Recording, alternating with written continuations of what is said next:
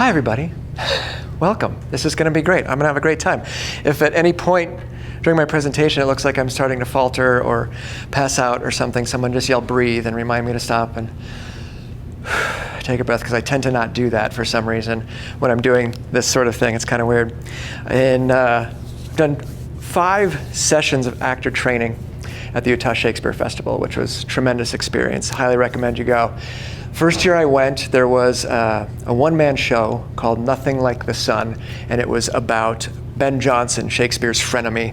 And it was a great show. It was a really good show. The first act went very, very well. We were really getting into it. The actor's name was Patrick Page. If you don't know who Patrick Page is, that's okay. He originated the role of the Green Goblin on Broadway, the Spider-Man thing. That's probably what most people would at least recognize. But his thing is Shakespeare. Patrick Page is a big Shakespeare guy. He also ended up being my mentor that particular session at Utah, which was phenomenal. We go to see Nothing Like the Sun, and the first act goes great. It's raining outside. It's very, lovely. And then about 10 minutes into Act 2, power out. I mean, out. And if you've never been in an auditorium with no power, this is a darkness heretofore unknown by man. Like, it is, like, you literally cannot see your hand in front of your face. So we all sat there like this, and we started getting fidgety, like, oh my gosh, what's going on? And just waiting for the ushers to show up with flashlights and escort us out of the building, because clearly the show is over. And then down at the bottom of the stage, off to one side, just this little pale blue light bouncing. And the next thing you know, Patrick Page is taking an electric camping lantern from a stagehand and holding it up here. And he just stands there until he has our undivided attention, because the show, of course, must go on. And he proceeded to do the rest of this one-man show with a lantern in the dark. And I'm getting goosebumps just talking about it. It was the most incredible show I've ever seen in my life, because we were riveted. It is the show against which I base every other show from that moment to this. It was just breathtaking. And then at the end, it was great. He comes out for his curtain call, and he bows once, and we were going crazy. We were going nuts in support and you can just see like the stress that he was under this whole time. And then, see, if I put it in a book, you wouldn't believe me. He bows once, comes up, the stage lights pop on, and he goes, and they go back out. And that was it. And I shit you not. True story. It was incredible. Transformative show. I still have the poster of the show. It's in my house right now. I've carried it from that day to this, signed by Patrick Page. It was amazing. I started doing theater in 8th grade. And from that point, for the next 22 years, I was doing theater, either as an actor or as a director or in some capacity doing some kind of theater. When I started high school, Camelback High School in Phoenix, Arizona, really, really good drama department, really, really strong department. And I got cast freshman year. First play that I could get cast for, I got cast. And this was a big scandal. All the seniors like, freshmen don't get cast, and they're all very pissed at me for getting cast in the show. So I'm very special, just so you know. I'm so special for having done that. But I got to be in every show, basically my entire high school career, which was great. And I had 2 wonderful teachers and directors during that time. But I was freshman year, sophomore year, like these are ensemble parts, or small parts. I was the grocery boy. There was like 3 lines. Okay, but I was in the show. I was at least in the show. Junior year, it's my show. It's a show called What I Did Last Summer by A.R. Gurney. And literally the first line of the show is I walk out on stage and say, this is a play about me. So it's my show. There's like 5 people in the entire cast. I'm on stage 80% of the time. This is my show. You with me? You tracking? It's my show. I'm the star. I'm the star. And it was great. Now at Camelback, I don't know what it's like where you guys come from. There are some shows, particularly musicals, it seems like, as soon as it's curtain call time, the entire audience stands up and starts clapping. And that irritates the crap out of me, because at Camelback, we didn't do that. Like, nobody stood up for you at Camelback. They were just like, I want to go to my show. Like, they didn't care. They weren't theater people. They had no, they just didn't care. But every once in a great while, you might get a standing ovation. And when you did, you knew, like, you owned it. Like, you earned that standing ovation, right? This particular show, What I Did Last Summer, opening night comes, and I'm so excited because my family's going to be there. My mom, my dad, a couple of grandmas or whatever, but they're all coming to see the show, and I'm so jazzed. When we do the show, I don't remember if we get a standing ovation, but it goes really well. I remember that. I remember thinking the show went really, really well that night. We were very jazzed. And then after the show, we had this tradition at Camelback where friends and family would leave the auditorium and circle around the building and come into the drama department hallway, which was like where our dressing rooms and stuff like that were. So I get back there looking for my family, because I know they came tonight, and I'm looking, and the hallway is just packed. Long, long hallway, packed full of people. You get flowers, they say congratulations, all this kind of stuff. And I come out, still full makeup and costume, and I see my dad at the other end of the hallway, and my dad is like, he's fucking pumped, you guys. He is jazzed. So I start running over there. There's so many people, I start like doing MMA, like, just get out of my way. I want to get to my dad. And I get up to him, and he's just got the biggest smile on his face, you guys. And he says to me, I'll never forget this, he goes, wow, that tall girl was amazing.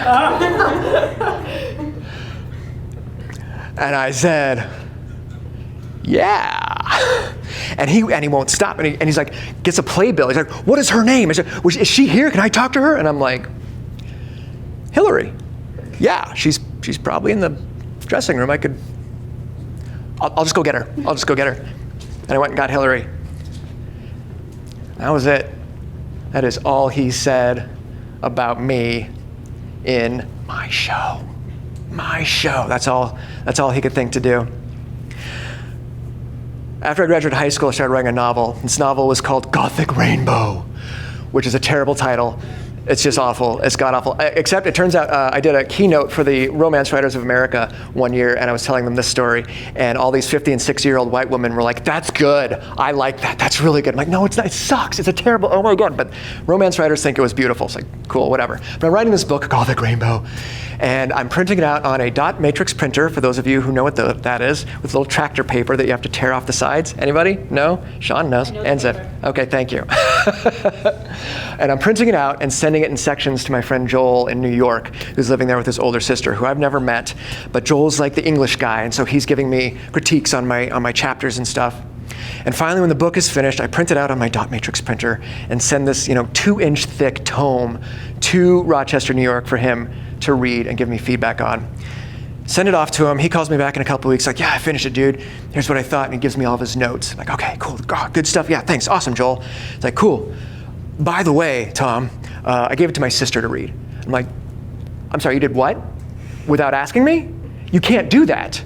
Bro, you can't take somebody's art and just give it to people who I've never met and then talk to them about it. What did she think? They're like, she really liked it, dude. She liked this, the other thing, and gives me the whole breakdown. I'm like, okay, I guess as long as she liked it, then it's probably okay.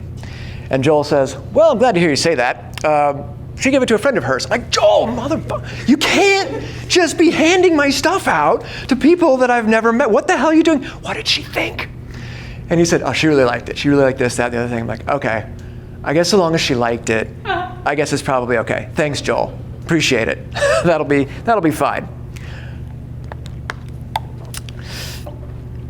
Not too long after that, I was at my friend Rod's apartment, and there was 5 or 6 of us there, and we're 19, 20, and we're playing probably some kind of tabletop war game, Battletech, Risk, whatever, something like that. And because we're 19 or 20, we don't go home until like 1 or 2 o'clock in the morning, because you can still do that when you're 19 or 20. And we're all going off to our separate cars. And then as I'm going to my friend Tony's car, I see these guys walking toward us, and immediately instinct goes, this isn't right, something's wrong. Important safety tip, if you ever feel like that, run, just trust your instinct, just go away. But I'm 19, so like, whatever, I don't fucking care. It's all right, whatever, no big. Get to Tony's truck, and then we hear this scuffle, and we turn around, and these 5 guys have surrounded my friend Mike and are beating the shit out of him. And we're like, I have older brothers and sisters, but they're all way older, and so I never like roughhoused as a kid. I didn't get into fights or any of that kind of, that just wasn't my thing.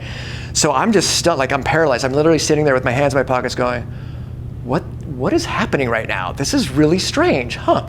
Tony, a little bit more active, starts walking over like, hey, what's going on, dude? What's happening? And they just swarm Tony and kick the shit out of Tony. While I'm watching going, fuck, this is messed up. What's going on? So then my contribution is, hey, we didn't do anything. So then they came to me and they kicked my ass, and it was a whole mess. It was awful. Rod came down, and they would just move in these clusters around each one of us, and it was terrible. A couple of my friends ended up going to the emergency room. They're okay, so that was good. And I go home. just really weirded out by the whole thing. And I get up the next morning and look at all my disfigured face. And I'm like, okay, like, cool. Like, I survived my first ass kicking. All right, that's not too bad. I felt kind of badass. Like, all right, that's not too bad. I got through it. All right, cool. All right. And it wasn't a problem. The next weekend, we went back to Rod's apartment and we played Risk or whatever, and it was cool. Not a problem. A few months after that, I was working in my library at the community college. And when you get there, there's a huge parking lot, and I get there in the middle of the day, so I'm parked way the hell out and gone in the parking lot. Walk all the way to the library, do my work, but I don't get out until like 9 or 10 at night, and by that point, the parking lot is empty, so I gotta walk all the hell and back right to my car. Go do that, try to start my car, car's dead, I left the lights on. We don't have cell phones yet, so now I gotta walk all the way back, get a payphone, call AAA, like, will you come jump my car? Fine, damn it. Walk all the way back, and as I'm walking back to my car, I hear a screech of tires over here, and again, get that, something's wrong, something's not right. And this car full of guys comes tearing into the parking lot, driving right towards me, screams on the brakes, then starts doing donuts around me, as the guy in the back seat leans out the window and says, "We're gonna kick your ass!"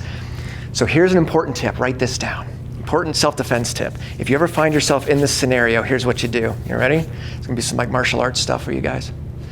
You look up in the air, you keep walking, and talk math problems out loud, like 9, 0. And you just do that. It works. Or it worked that night anyway. I just pretended like I didn't see them, and they drove away, and that was it. They didn't touch me. Nothing at all happened that night. I was like, sweet, that worked out really well. Get into my car, AAA comes, they jump my car, cool. I drive home, get, whatever, get my stuff down, go into my room, close the door, and then collapse. And into this little teeny tiny ball, shaking so hard, it was like a grand mal seizure. I couldn't breathe, I couldn't move. I didn't know if I was going to throw up or pass out or have a heart attack or all three in no particular order. I had no idea. I have no idea how long I was down there. It could have been 2 minutes. It could have been 2 hours. I don't know. What I do know is that from that moment forward for the next 5 years, I didn't leave my house. I didn't leave my house. Or if I did, it was during the day. Still had to go to work because I changed my schedule after that night. I could go to Matt's house because Matt was safe, and I could go to 7-Eleven to buy my cigarettes because you gotta have those, but that was it. I did not go outside because if I went outside, I tried a couple times, if you've never had a panic attack, you don't want one. I would rather have a heart attack because then there's something medically wrong and they can fix it, right? Panic attack just sucks and there's nothing you can do about it. So that went on for 5 years. Also turns out I had PTSD, who knew? Although I had a really good doctor who's like, no, you've actually had this since you were like 5 because of things that happened in my family. And I was like, oh, that makes things make a lot more sense. Thank you, doc. 5 years, didn't go out. During those 5 years, I don't know how it happened exactly, but I think I was looking at the poster for Nothing Like the Sun. And I remember thinking, I've read a lot of scripts, I've done a lot of performances. What does a one-man show look like on the printed page? Like, we didn't have any internet, so like I can't look it up. Like, so what is that? I don't know. And as I do now, if there's something I don't know, I write about it to try to figure it out. So I began writing a one-man show just to see what the hell would happen. And I came up with this show called How to Decide What to Sell at Your Next Garage Sale. And it was about a kid named Ricky who's just graduated high school, and he is tasked with going into the storeroom and picking out the things that he wants to keep and then getting rid of the rest of it for the family garage sale. The conceit being each of the props that he's finding on our set is triggering a new memory, and then Ricky is going into character to relay a story. He does a whole thing about Star Trek, he does a thing about Rambo, he's talking about this girl that he fell in love with and all this kind of thing. And he takes on these different characters, and that was kind of the whole conceit of the show. Sent it to my friend Matt, who was an actor, and he called back like the next day. He's like, dude, if you ever do this, I want to be Ricky. I'm like, seriously? He's like, yeah, no, fuck, I want to be Ricky. I'm like, okay. I hadn't really thought about like, how do we do a show? I don't know. Send it back to Joel, still back in New York. I said, Joel, what do you think of this? And he calls back and says, dude, this is good. We should do this. I'm like, cool, we'll do it. Here's problem number one. I don't leave the house. Ever. I'm certainly not going to a theater at night. Even if I was going to do that, I make $4.25 an hour at the college library. We can't fund this. There's no way this is going to happen. This is such a stupid idea. And then I looked out my bedroom window and realized I've got this huge backyard. and chicken coops, because my dad raised chickens. And then there was this big empty rectangular dirt space, and I said, Joel, is there any way we could, he's like, yeah, I can do it. And so for $100, we built a stage and a set in my backyard. We put black plastic over the chickens so they wouldn't cluck. And for 10 weeks, we rehearsed this one-man show. We borrowed some metal folding chairs from a church down the street. There were 60 of them. We put these 60 chairs up. Our lighting system was garden stakes pounded into the ground, laced up with Home Depot floodlights, which we then ran to a homemade dimmer board with rheostat dimmers. Our sound system was a portable CD player with detachable speakers that we could point out towards the audience. And our booth, where we controlled all this stuff, was a black plastic wrapped around a pine tree and then another stake. And so we had this kind of L-shaped little space where we could run the tech and see Matt doing the performance. And every night I could see the set outside my bedroom window, and I would think, Tom, stop. Please, for the love of God, call this off before you embarrass the shit out of yourselves, please. But we didn't. Opening night comes, 60 people show up, friends, family, neighbors, friends of friends, all these people show up, and we start the show, and in the first 5 or 6 minutes, we hear a little laugh, like, oh, okay, that's good, because if you guys are theater people, you know, that's like, okay, they're in, we've got them. A couple minutes later, big laugh for the Rambo scene, like, we've got him, we're in, this is great. And he does the whole show. It's no intermission, it's a one-act show, about 70 pages or so, 70 minutes. And towards the end of the show, Matt/Ricky takes on the persona of this kid, Chris, his best friend from 8th grade. And Chris is the ne'er-do-well criminal. He knows he's going to go to jail. He knows he's going to get killed somewhere. He's that kid, right? And he's trying to talk Ricky into making good choices with his life instead. And he has this whole bit at the very end of the show, it's like you're cruising, man. It's like your life is this souped-up Ferrari with a big mother of a stereo. Maybe you go too fast sometimes, but what the hell? Because you got one life to live, man. You better live it. So just keep cruising, man. Just cruise around listening to that big mother of a stereo. And if you ever feel like you ain't gonna make it, well then, you just crank that stereo up and say, fuck the world, God damn it, because I fucking matter. Just keep driving. It's a great piece, great little bit.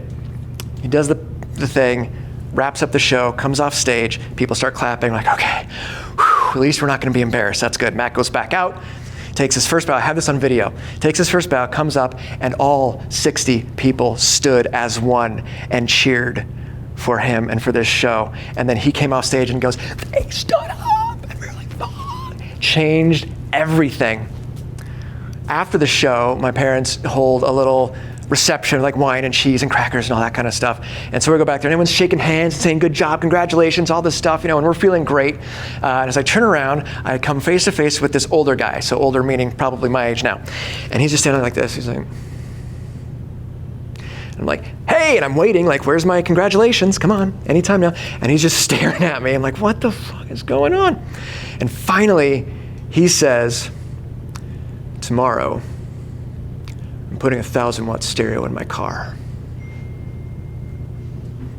And just walked off. To which I thought, being as smart as I am, cool, do you need help? Like, Joel's pretty good at that. I'm not very good at technological, so I can ask Joel, like, whatever, dude, that's okay, great. Didn't even think any more about it until that night after all the festivities were over and I was getting ready for bed, and those words echoed, and I said, he got it.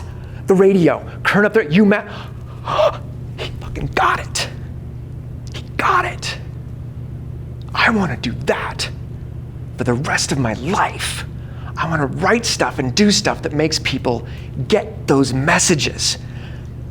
That would be fantastic. My dad, by the way, that's just one story among many I could tell you, but we'll focus on that one. My dad just didn't see me. Nothing there. Didn't see me at all that night after the show.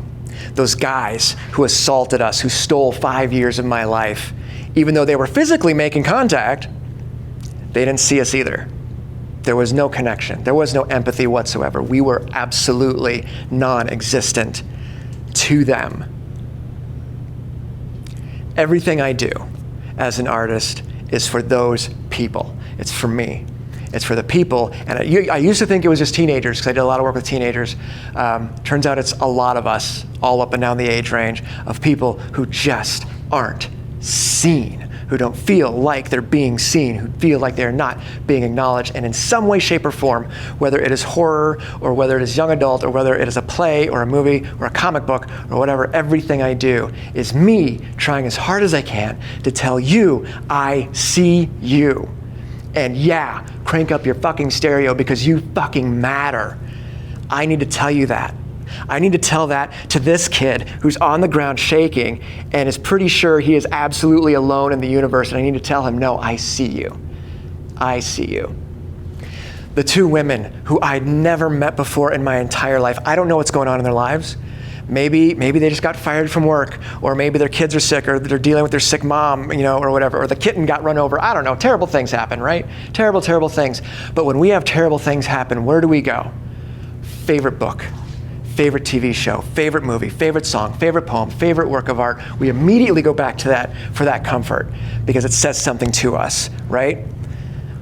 In addition to what I try to do with my art, I need all of us as creators to remember those two women who didn't pay me. By the way, garage sale, we didn't charge any admission, so this isn't for the money. We did it because as Seth Godin says, here, I made this for you. That's our job. Here, I made this for you. What you do with it, I don't know. But if for 5 minutes or 20 minutes or an hour while those two women were reading my dot matrix printed novel, they weren't thinking about all that other stuff, how much would you pay for that? Can you put a price on that? I'm not sure.